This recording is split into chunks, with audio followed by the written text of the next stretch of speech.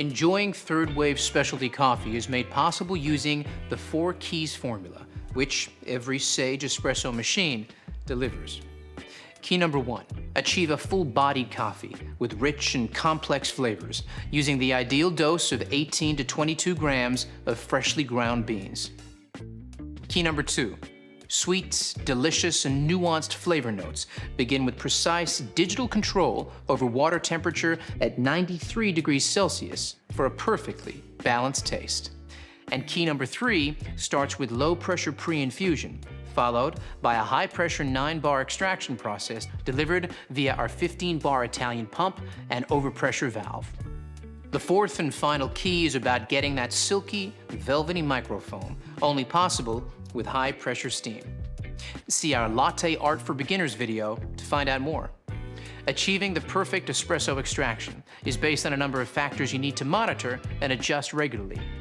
Here's a barista to explain how it's done.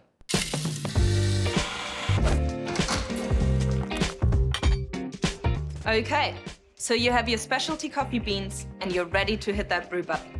Let's take a closer look at some extraction results you might come across and what adjustments you need to make to consistently create that balanced espresso shot.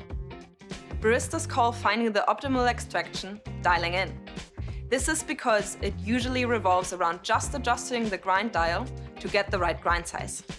Ambient temperature, humidity, and age of the coffee all play a part in the optimal setting, and it can be tricky. Pay attention to the shot clock as each extraction starts.